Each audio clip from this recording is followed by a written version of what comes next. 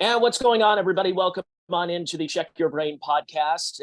Here, me, Tony Mazur. And thanks for listening for the free podcast that goes out every Wednesday. If you like what you hear, please subscribe and, I don't know, give me a 5. I don't care what review you do. It's free. It's Wednesday, whatever. If you want more access to more content, that would be at Patreon at patreon.com/Tony Mazur.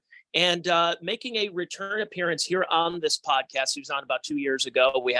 I had him on, and it's Don Jamieson. I've done a number of shows with him over the years, and sometimes comics are in different schedules, and you never know what they're doing, what they're filming, how they're plugging dates, whatever. Don is one of the most active people I've seen in a long time. I mean, he's got the web show, he's touring, he's doing this, and this. He's all over the place. Yet, for whatever reason, he decided to make a couple of minutes here for me on this podcast. So I thank him for this. Don, thanks for coming on.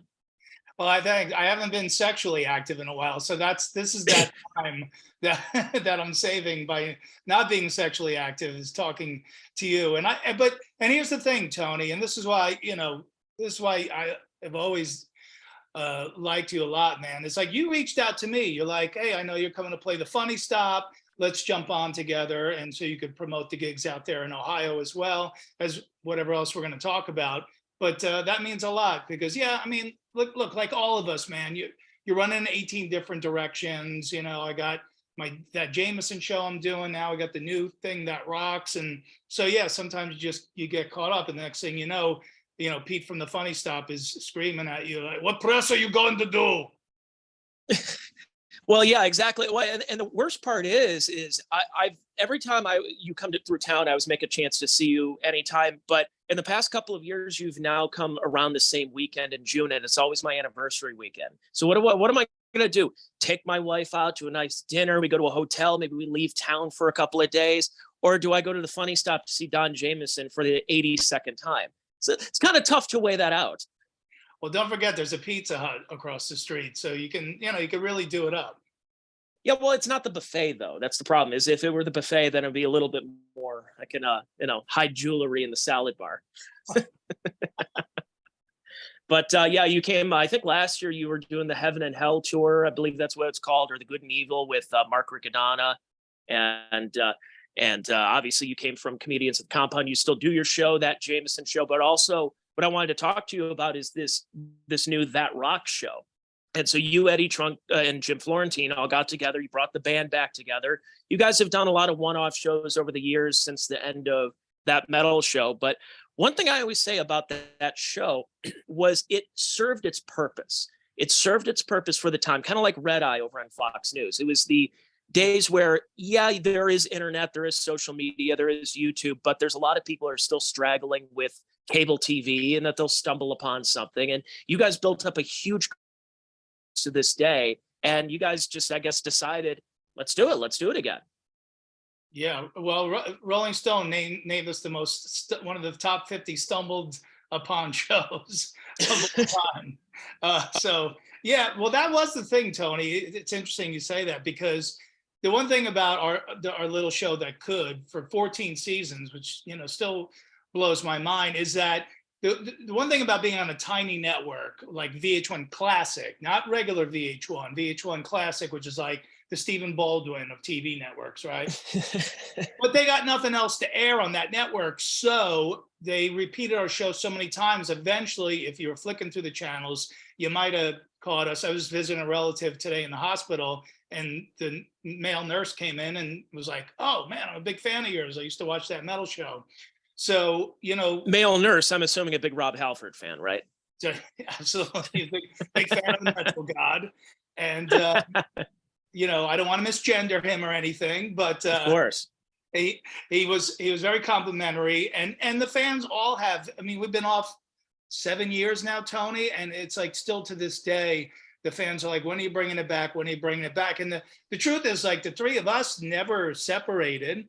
We've stayed friends the whole time. We've had the desire to do this again, but we're three middle-aged dudes who can barely post our gigs on our social media. How are we starting all over on YouTube? Well, we found these young dudes who that's all they do for a living, and they kind of schooled us on how it gets done. And so we teamed up with them, and yeah, now we're rolling episode we'll probably be 4 or 5 in by the time this airs. And so far so good, man. It's, it's great to be back with the guys and having, we had Charlie Benante from Anthrax in our first show. We had David Coverdale, Bret Michaels.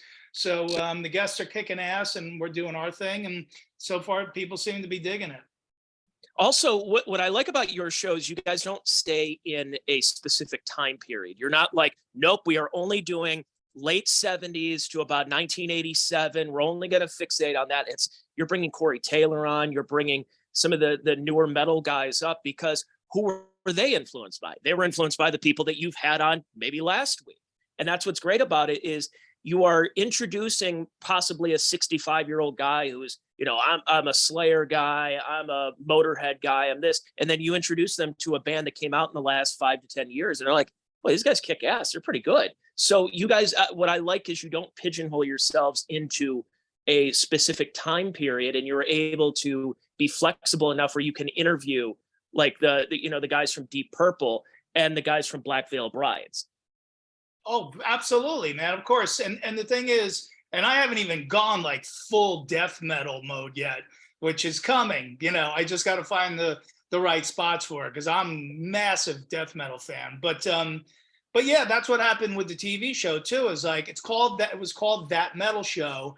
But eventually, when you do it long enough, you can't just have the same 12 bands that are considered metal on it, right? So we went from everyone from Styx to Johan from Amon Amarth, so death metal. So you have to keep it broad, and also the audience as well. Like in the last like 3 or 4 years, I get these like 22, 23-year-old young dudes and girls come up and like, oh my God, I'm a huge fan of yours. And I'm like, how? I'm like, yeah, I'm like, do you deliver the AARP package to my house? But they say, we're friends with this. We're friends with this male nurse over at this hospital. He told me all about you. Yeah, they go, no, when I was 11 or 12, I watched, with my dad, and now they're young adults and they love this music. And so, yeah, we all three of us, I try to really stay current with what I listen to. But yeah, of course, I'm 9 times out of 10, am I going to put on Black Sabbath, AC/DC, that kind of stuff? Yeah. But I love a lot of young bands like Crowbot and The Pretty Reckless and Hailstorm, and I Black Veil Brides too, man. And yeah, they all their roots tie back to the OGs. And when you listen to it, this is what's interesting as you get older and your tastes change, because what I was raised with, my dad's a boomer, and he was one of those where music ended in 1980. As soon as the calendar, you took December 1979 off, 1980, like at Boogie Nights when William H. Macy kills his wife and kills himself. It was like, that's when music ended. Eagles, Hell Freezes Over. And a lot of the acts from the 70s either couldn't translate to the 80s, or they broke up and became solo acts. And so when I'm raised in the early 90s, I was not privy to a lot of the 80s metal and some of these groups. And then you start to hear them, and I guess by 90s, maybe early 2000s standards, some of the hair metal, it's like, it's kind of gay. I don't know about that. A lot of hairspray. But then you really start to listen, you appreciate them. You say, well, who are they influenced by? And then that's what makes a great show, is that you can get a Cinderella, you can get a Rat, you can get some of these groups. Well, who are they influenced by? And then you can interview them. So it's such a broad spectrum on your show, and having a show that's not called necessarily called That Metal Show, but it's called That Rocks. You can interview basically anybody you guys want to. And of course, Eddie's chops, and you and Jim know all about this. It makes for a great trifecta. Well, thanks, man. Yeah, the chemistry is, it's funny, man. So when we first started doing That Metal Show, we all had to learn how to interview as a threesome. Even though Eddie had so much experience already on the radio, but he'd done some on TV, but now you add, 2 goofballs, me and Florentine, in the mix. Now, we've got to take these nonverbal cues from each other and sort of figure out each other's rhythms. And then, that show ends. I go on to do that Jamieson show. And now I'm relearning how to interview people just by myself. And that did take a little while. Now the three of us are back. We still have a rhythm, but now we have to learn to do it in the streaming world, because we're not all together. We're in the boxes, and our guest streams in with us. So, it's a whole other challenge doing it that way. But that's, people are used to watching things this way now.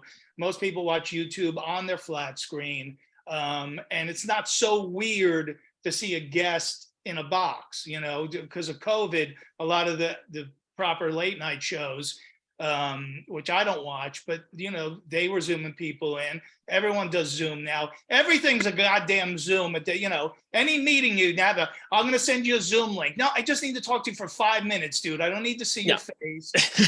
Take a shower and do my hair to talk to you for 5 minutes. We don't need a Zoom link.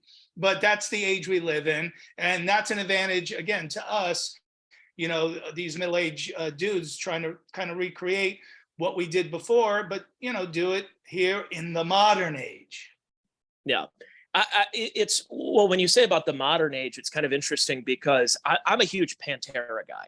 And what I loved about Pantera was kind of how I grew up with the grunge scene as well, where you don't need to put makeup on. You don't need to put hairspray on. You don't need to wear tights. It's like Dimebag Darrell and Vinnie Paul and Phil Anselmo. They all just kind of looked at each other like, why are we doing this? Why am I wearing tights? Why did I spend 45 minutes putting hairspray in my hair when I could just wear my hair, whatever, wear a Jack Daniels t-shirt, slug some Jack Daniels, and then play some kick-ass balls out rock and roll.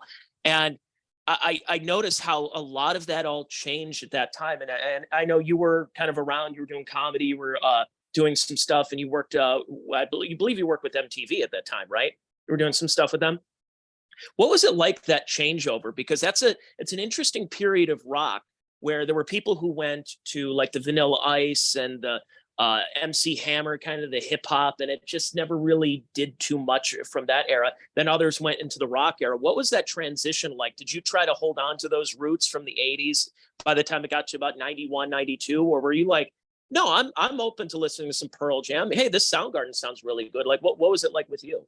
Yeah, well, first of all, let me just say, Vanilla Ice and MC Hammer will probably both get into the Rock and Roll Hall of Fame before Motorhead and Thin Lizzy. But Jesus God.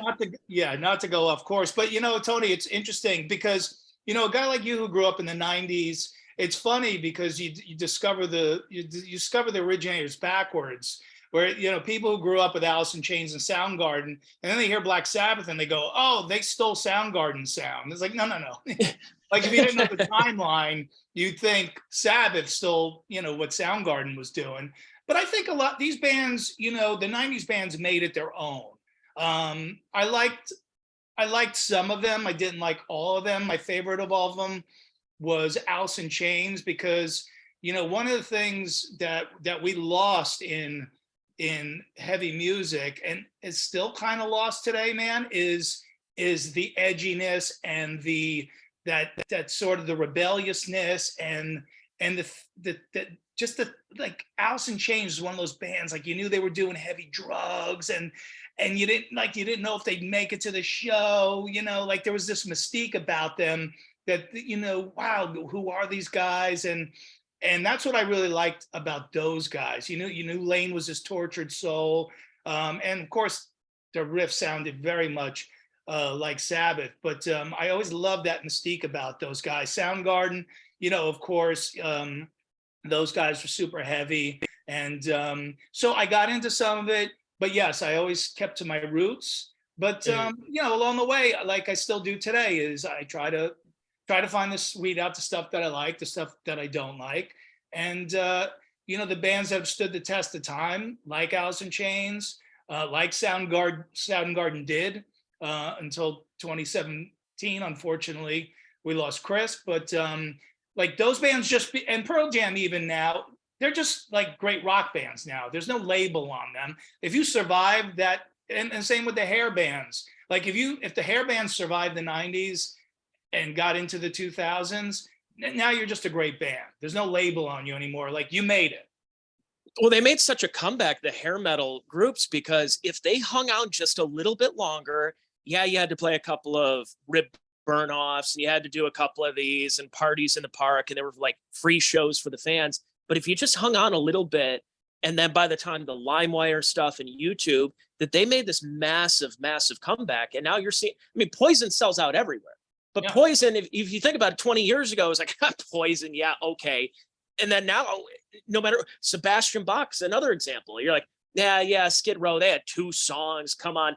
And then now, whether it's with Skid Row or Sebastian Bach's own band, could sell out anywhere. So it really just, it was the stick-to-itiveness of a lot of these bands. If you can stick with it and make sure that your lead singer does not die of a drug overdose, then you could probably live on for a little bit. Although I will say, Alice in Chains, I have a friend of mine who is on my Patreon. He came up and said that he's like, I can't do it. I can't listen to new Alice in Chains. I'm like, it's pretty good. Well, it's not Lane. Of course it's not Lane, but you can't just do the same old shit over and over again. So William Duvall is, yes, he does the Lane parts live, but it's Jerry Cantrell's band, and they're able to kind of transition and pivot rather than just doing the same old stuff over and over again, going like, well, yeah, we miss Lane, so we're just going to do everything. It's like, it's not going to attract the audience that you want. Yeah, and what they did with William, which was great, was they slow rolled him in. They never said, hey, this is the new guy and we're going on tour next week. They sort of said, hey, let's play some shows with this guy. Let's see how it feels, and then we'll see how the fans feel about it. And maybe we'll do a few more. And then they did a few more and those were good. And they go, oh, we'll do a few more. And maybe we'll write some new music. And now they've been rolling again. Actually, I don't know the exact timeline, but William's probably been with them now as long as Lane. So, they kind of really did that without doing dishonor to Lane's name. And listen, let's face it, at the end of the day, we will see another Soundgarden, whether you want to believe it or not. You could be the biggest Chris Cornell fan in the world. And I was lucky enough to meet the guy, and he was super nice and had a great experience with him. But as great as singer and a talented as he was, those guys are going to want to make music under that banner again, and they should. But Gary Sharon, it's going to be Gary Sharon, isn't it? I think after Van Halen 3, he's going to stick with Extreme. I will say though, I like that I thought it was good. I thought it was was Gary Sharon perfect for that group? No, but who is? I mean, you had 2 otherworldly lead singers in Van Halen. Then you bring this third guy in. I thought he held his own as good as he could. I thought it was kind of like a Ripper Owens with Judas Priest. It was somebody who was serviceable enough, can hit the notes, can do it, plus can manage on his own. It's just Van Halen became big business, and no one's going to be above that. No, it's just not going to happen. It's like I was talking to Michael Graves on my podcast about a year ago, and you have the mystique of the Misfits. He joins as a 19, 20-year-old kid, and everybody wants to hear those Danzig songs. And he just kind of was like, all right, well, the Misfits is just bigger than I am. I guess I'm going to sing for them for a little bit, and that's about it. So it's a tough position to be in, but probably made some nice memories, at least, and made a good chunk of change. Yeah, well, Gary had to cover, they need someone who could cover the Roth period and the Hagar period. So, Gary, that's a tall order, but, Gary's super talented and he did that. And think about back then, Tony, so you're talking about he came in around 92, right? Because the album came out in 93. So you figure he came in then. Back then, it wasn't, band members didn't leave really that much back then. It wasn't, it's not like now, the singer from ZZ Top died, and he died at 4:00. At 9:00, they were playing a show with the guitar tech. Foo Fighters just replaced. I mean, they waited a year, but they basically had Josh Freese, who's going to be their drummer. They knew it was going to be for a while. So, right. But ZZ Top literally did it within 24 hours. So, but in 92, 93, you didn't do that. So, and of course, and Sammy and Dave are both larger than life. So Gary was almost in a no-win situation there.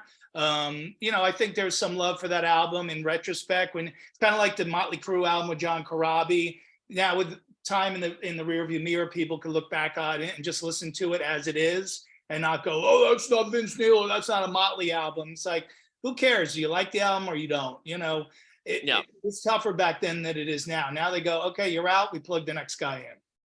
Yeah, that's well. And then the only other time I was trying to think when you said lead singers don't leave a group and then they get replaced that quickly. I'm thinking, who is another example? I'm like, oh wait, Van Halen did that also. They did that 7 years earlier when Diamond Dave left and they found Sammy Hagar. So, And then I've noticed that with a lot of like the bands of the last 20 something years. Saliva replaced their lead singer, Fuel replaced their 3 Days Grace, replaced their Saving Abel. And it just seemed like they just plugged somebody else in.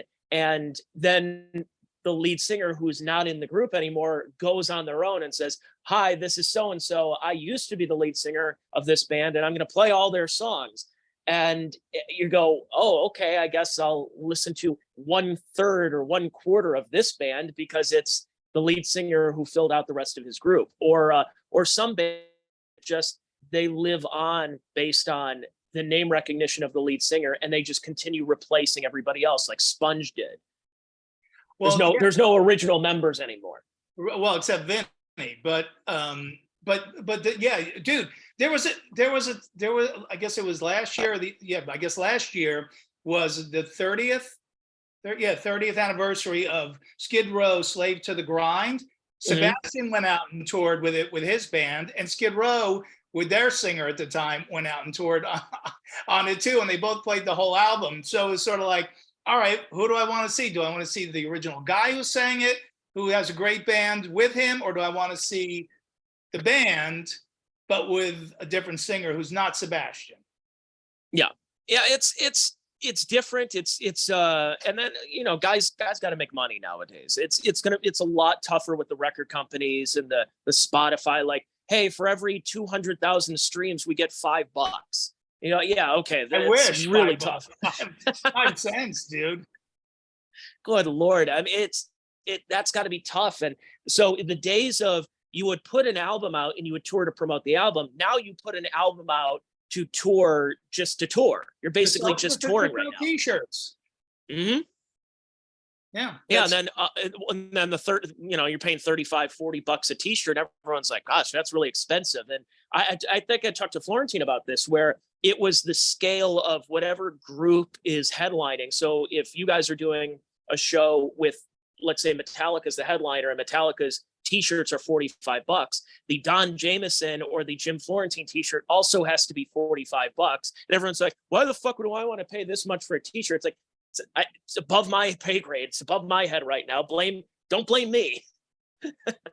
No, exactly. In music, when you mix music and comedy, we have so many similarities. But in terms of touring, man, yeah, the price matching is a standard thing in the business. So I want to sell my Don Jamieson stand-up CDs. They're selling theirs for $30, so I got to sell mine for $30, which means on a 2-month tour, I sell 4 CDs. Yeah. So yeah, that sucks. But I remember the days. You want to talk about the '80s and the '90s? It was very common where you would have an artist that would go out on tour and they would bring a comic on the road. And I think Tom Dreesen used to do that with Frank Sinatra, and then you'd have other acts that would open for. Well, we lost Tina Turner today when we were recording this. So like, you'd have Tina Turner would be headlining, doing this, and then bring up some comic up there. And I think luckily for the comic's sake, we don't do that anymore. It's one thing if you have Don Jamieson, Eddie Trunk, Jim Florentine goes out there and kind of hosts the show like at a Sonic Temple or Rockzilla or Daytona or whatever's in Daytona or Rocklahoma. But it's a different thing when you just put a comic up there, go like, hi guys, I'm going to entertain you for 15 minutes. Don't throw anything at me. That's a tough experience. I know you had to deal with that. Yeah. Well, I just got the Tina Turner tour too. So that's bad news for me. I guess that's not happening now, but yeah, man, I developed a whole separate 30-minute act to open for bands with. That's just all musicians, bands, music related. And I'll do a small part of that in my nightclub act, just the stuff that will be really recognizable to any crowd. But yeah, when I go out with a band, that's what I do, man. And thankfully, for the recognition from that metal show, you're not immediately booed the second you walk out there. Because like you said, back in the day, man, it was the coolest thing for comics to open for bands. Dice opening for Guns N' Roses at the Rose Bowl in Los Angeles, and Kinnison with the Wild Thing, and his whole, and Bobcat Goldthwait used to open. He opened for Nirvana. Like that shit was so cool for a long time, and then it was so not cool for so long because of the bands we talked about. The grunge bands came along and you weren't allowed to laugh anymore. And so when that metal show happened and, you know, Dee Snider said, hey, Don, would you ever want to open up for Twisted Sister? I said, hey, maybe we could, you know, make this cool again. And I love doing it, man. It's a lot of fun. It's you know, it's like doing a shitty bar gig, you know, like when you're starting out doing comedy and you just got to get out there and attack and, you know, get the audience as quickly as possible because they're all, you know, they don't even know what's coming really. They're not sure there's a comedian. Like I was just in England doing shows with these three bands and nobody, I have no recognition over there. So I really had to get out there and you get your first couple jokes out and you hope you get a couple laughs and then you fool them into laughing for a little while and you go, okay, here's your headliner, bada bing, bada boom. Well, yeah, when you're in a festival, the best, it's like, I think the best thing for people who are waiting around is if the DJ starts playing music in between so everyone kind of can sing along or whatever. But when it's just nothing and you're standing there, your back hurts, at least you have something to entertain you. Yeah. Yeah. So I've told you this before, but I think it's some of the ultimate compliment is I always tell people this, go see Don Jamieson live, young comics. Go see him live because Don has a rhythm like almost nobody else. What you do, you just go and you go and you go. And really, I mean, for a guy who co-hosts a music show and knows a lot about music, your act is very musical because it's very on rhythm and on point. And you get a joke, here's set a punchline, set a punchline, set a punchline. And I tell young comics, I remember you were at Water Street in Kent, Ohio. And I told a bunch of comics like the day before, go see Don. We need to fill this place because you need to go watch this guy do it because he's a master at proper rhythm, proper timing when he's on stage. So you don't even have to hear the material, just hear the cadence. And that's what I loved about it. Oh, dude. You know, I don't think anybody's ever sort of put it that way. But the truth is, and you're a comic, so you know, like you deliver it kind of comes by accident in a lot of ways. Like, I do like to keep a half a step ahead of a lot of other comics. But you still need the pauses, you still need the breaths, you still need the timing. So there's a huge part of me that wishes I worked a little bit slower, but that's just the way I work. And I do kind of like to work that way. When you're busy, it helps pass the time. So, if I'm doing a 45-minute headline slot, first time I'm looking at my clock, I'm 38 minutes in and I'm in the home stretch. But dude, that's a great compliment. I really appreciate that. It means a lot.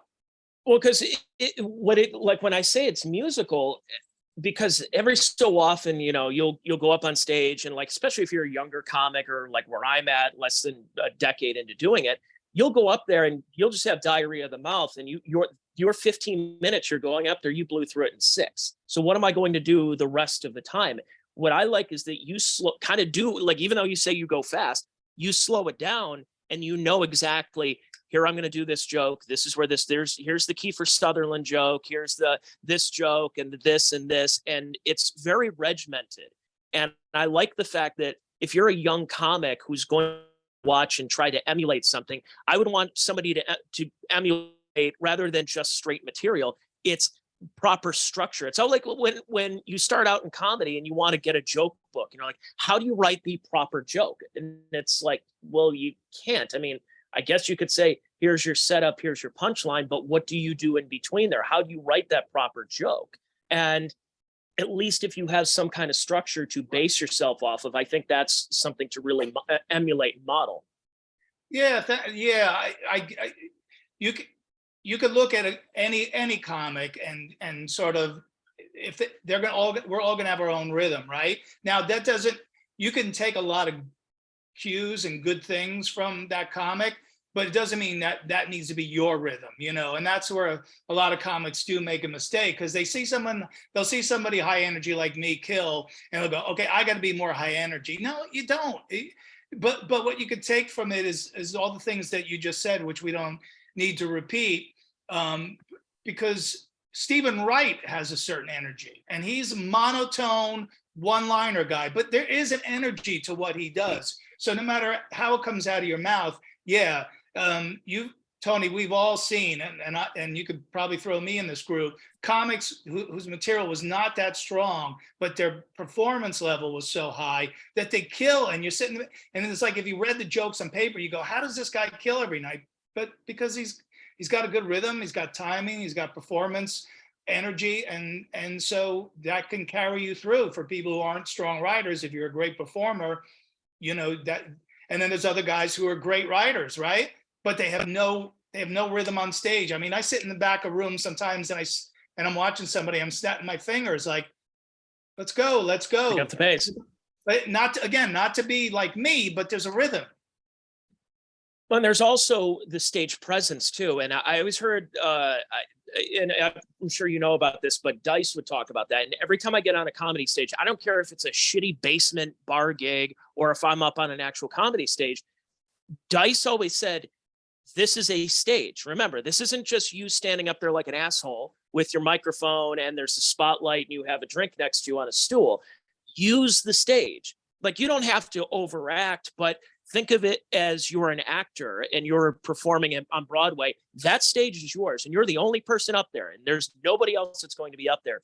Use it to your advantage. And there's a lot of comics, even very good comics, that don't do that. Now, it depends on what their material. Again, if Stephen Wright's not going to be running up and down the stage like he's Sebastian Maniscalco, but if there is a stage presence, you got to also have that. So in addition to the material, in addition to the cadence and the timing, you have to also use that presence that is given to you right there. You're allowed on that stage. Why don't you use almost every corner of that stage if you can? Right. As long as what you're doing physically doesn't distract from what you're saying orally, right? Because if you're too manic, then people are expecting you to be a physical comic. Yes, and if you're too still, again, you know, Anthony Jeselnik's a perfect example of a guy who paces slowly back. He uses the stage. He's not running around like Sebastian, but that's Sebastian's style, right? But Anthony has his own energy as well. So I don't know, man. You know, we get up there, we do it, we try to see what works. You know, we try to get better at this stupid thing that we do. I'm grateful to still be doing it. I'm super grateful to have one foot in the rock world, one foot in the comedy world, because those are the two, you know, loves of my life up to this point, besides, you know, furious masturbation. And so, you know, we live to fight another day. Like a lot of self-love. And speaking of comedy, you're on the road and everything. I know you're in my neck of the woods, the Funny Stop, in June. And then I believe was it June 16th and 17th, you're at Funny Stop. And then the 18th, you're at, of all places, one of my favorite bars in probably all the world, of course, McSorley's in New York City, the old ale house. And, you know, although I think they upped the prices, I think it's 2 for $8 now instead of 2 for $6, which is what it was a couple of years ago. But that's okay. I would go there. So June 18th, you'll be at McSorley's performing, and you're taping a special. Are you doing 2 shows there? Yeah, I'll do a 7:15 and a 9:15. I've been going to McSorley's probably for 30 years.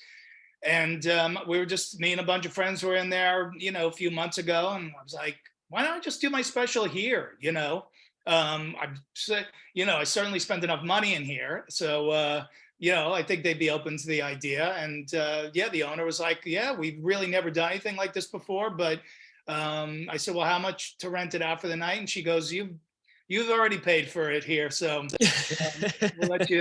we'll let you come on in. And I said, yeah, you know, my crowd will drink the lights and the darks, because, you know, you got to order 2 beers at a time there. And that's all they had, McSorley's light and dark. So I hope you're a beer sawdust on the floor. Sawdust on the floor, old school. It's going to be awesome, man. I'm so, you know, even the comics I've told about this are like, man, that's such a cool idea to do it in a different place like that. You know, because I could have done it at one of the comedy clubs, but I'm like, nah, I like to do something a little bit different. So June 18th, and you can find the link for the free tickets. So the links are on my socials. And yeah, the shows at the Funny Stop will be really on the 16th and 17th. You'll see my comedy special those nights. Those are the warm-up shows, obviously, for the 18th. And of course, leave it to me to leave it to the airlines to make sure that I get back to New York City just in time to tape my comedy special. So Yeah, about 6.5 hour drive. If there's any inclement weather at that time, just rent a car and just head on back to New York City. You'll be able to make it. yeah, well, yeah, we'll see what happens, but we'll be there. It'll be fun. Yeah, no, it's I'll try to be at one of the shows, the Funny Stop. I won't be able to make it again.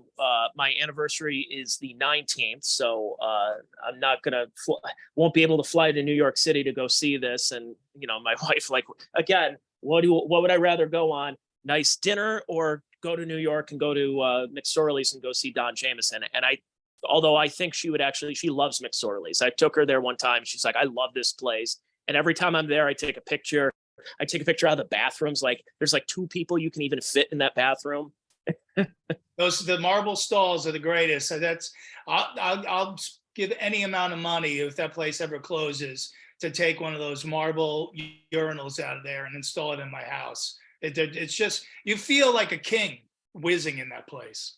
Oh yeah, and trust me, after having 2 beers at a time, you're whizzing a lot in that place. It really does feel like home.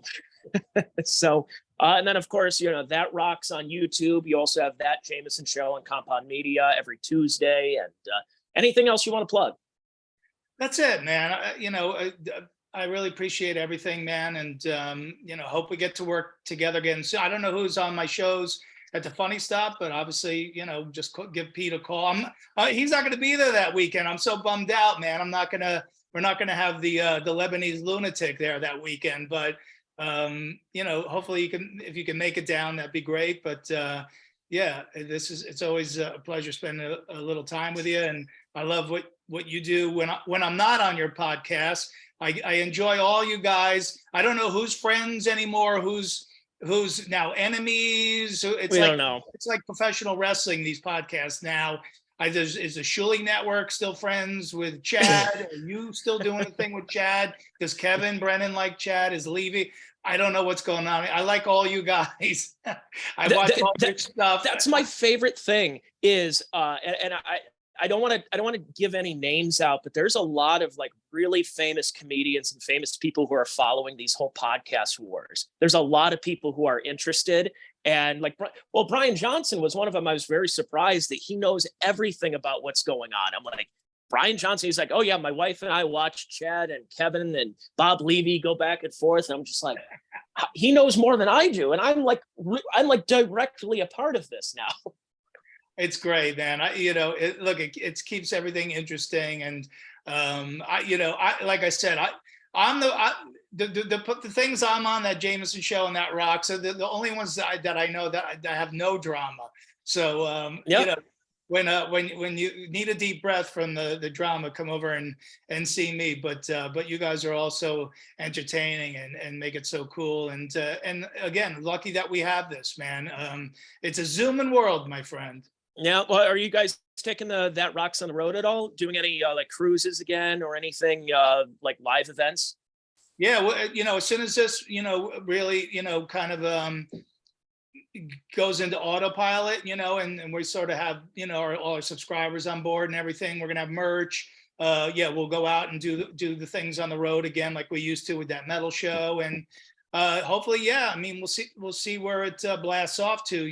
We're worldwide now, which is good. So we're getting people watching in Portugal and the UK where we weren't before on that metal show. So just building up the audience again from scratch. Like when you leave a band and you start another one, it's like, all right, well, your last band was big, but this is a new thing now. So, we got to make good and do a good product. But yeah, we plan on doing all that stuff, man.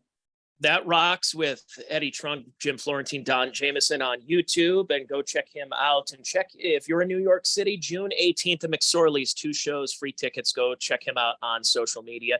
Thanks, Don. And thank you, everybody, for listening to the Check Your Brain podcast. If you liked what you heard and you already subscribed to all the Don stuff, you could subscribe to mine. Go to every Wednesday, this podcast goes out there for free. And then at patreon.com/Tony Mazur for as little as $3 a month, actually. Thanks, Don. Thanks again. And talk to you fine folks sometime soon. And talk to you next week here on the Check Your Brain podcast. Later, brother.